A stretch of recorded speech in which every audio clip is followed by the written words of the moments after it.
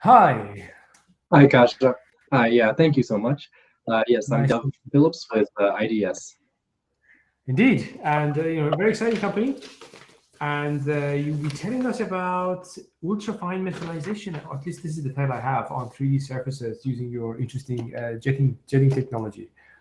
Yeah, Uh, right. Yeah, today we're going to be talking about printing onto non-planar surfaces. Good, All right, you can start. great.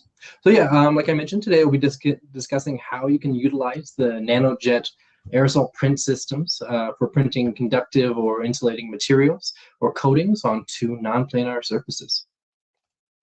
To begin with, I think it's helpful to provide a brief overview of the fundamentals of aerosol printing and how innovations made by IDS have stabilized the process, allowing for clean and consistent lines and particularly high offset printing ability. So the fundamental operation of an aerosol print system is to utilize an atomizer to create a dense cloud of aerosolized material, which is then transported through the system and outputs as a polydispersed aerosol stream. The NanoJet innovations include the use of a patented hydrodynamic and aerodynamic focusing of the aerosol, a series of focusing lenses, um, and a solvent-saturated sheath gas system work to create a fine beam of jetted material.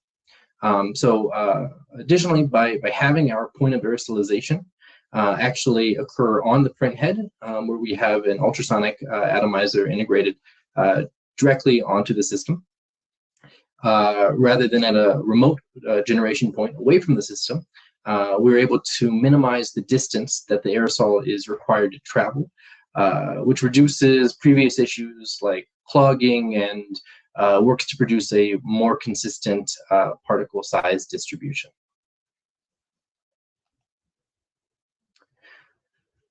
The system NanoJet system capabilities.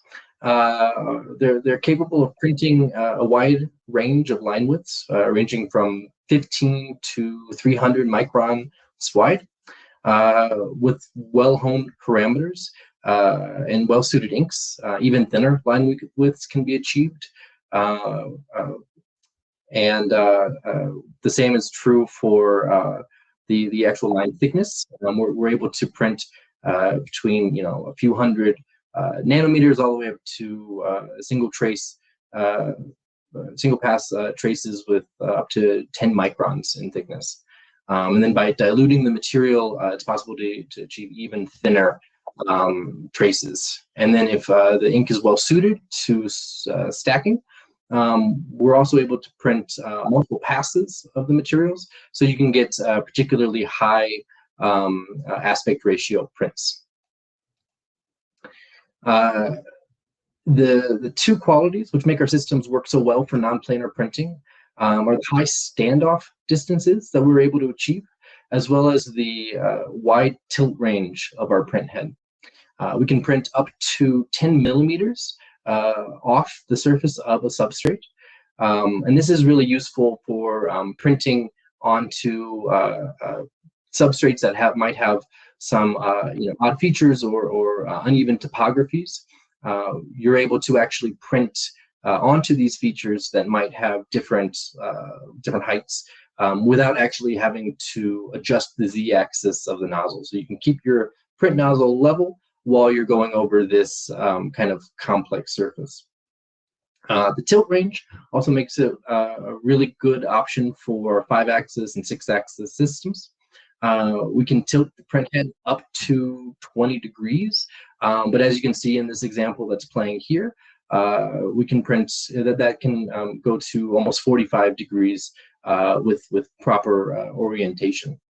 So the video that's being shown right here was provided to us by the University of Delaware, and it just shows the printing of antenna components onto a large curved surface. And this is one of our systems that's integrated onto a 5-axis motion platform.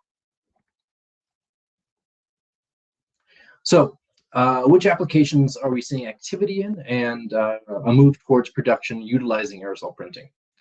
So multiple groups have started to use aerosol printing to do vertical interconnects.